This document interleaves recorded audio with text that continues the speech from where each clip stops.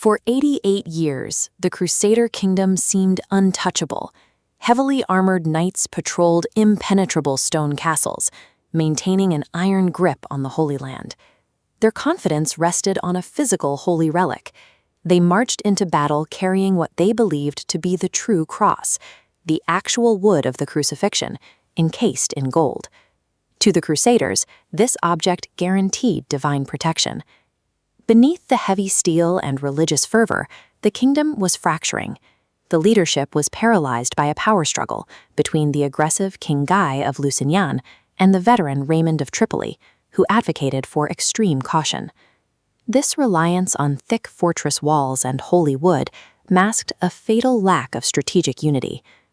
While the Christians divided themselves, a Kurdish leader named Saladin spent decades consolidating power, systematically uniting the fractured Muslim factions of Egypt and Syria into a single ideological machine. He spent years mobilizing his coalition through the written word. By commissioning poetry and public sermons focusing on the merits of Jerusalem, he directed the collective Muslim focus squarely on reclaiming the Holy City.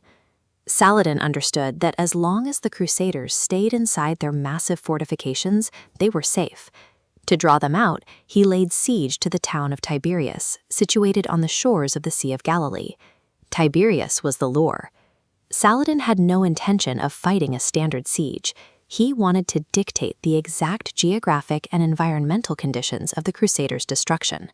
Against the frantic advice of Raymond of Tripoli, King Guy took the bait. He ordered his entire 20,000-strong army to leave their well-supplied camp and relieve the town. The red route line on this map shows the scale of the disaster.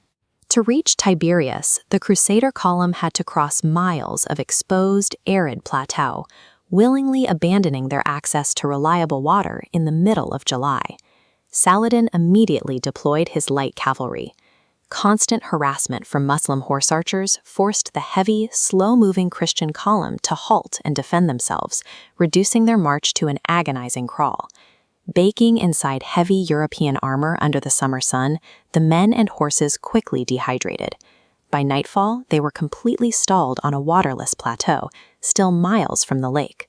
By choosing a rescue mission they could no longer complete, the Crusader leadership had traded their survival for a heroic illusion. The night of July 3rd was a psychological torture. The Crusaders were trapped on a dry hill, surrounded by the Muslim army, and forced to listen to their enemies emptying water skins onto the sand. At dawn, Saladin weaponized the environment. He ordered his troops to ignite the dry desert scrub upwind, choking the Christians with black smoke. The trap finally snapped shut on July 4th at a pair of twin peaks known as the Horns of Hattin. Blinded by smoke and mad with thirst, the Christian army was systematically broken apart and slaughtered. The elite military orders were executed, King Guy was taken prisoner, and the true cross was captured. The ultimate symbol of Crusader invincibility had fallen. Through logistical strangulation and environmental control, Saladin didn't just defeat the Christian army, he eradicated it. This map shows the collapse that followed. With the army annihilated at Hattin, heavily fortified coastal cities surrendered in rapid succession, leaving Jerusalem wide open. Saladin arrived at the Holy City and secured its surrender through negotiation, timing his entry for the exact anniversary of the Prophet Muhammad's night journey to heaven. When the original Crusaders took Jerusalem in 1099, they massacred the city's inhabitants. Saladin took a different path. He spared the population, allowing thousands to ransom their freedom and leave the city unharmed.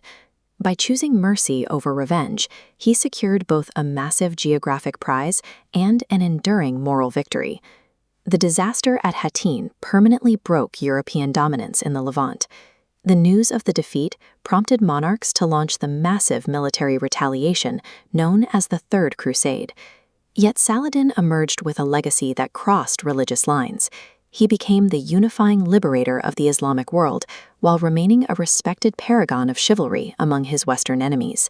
The perfect trap at Hattin proves that enduring conquests require more than heavy armor. They are built on environmental control and unshakable ideological unity.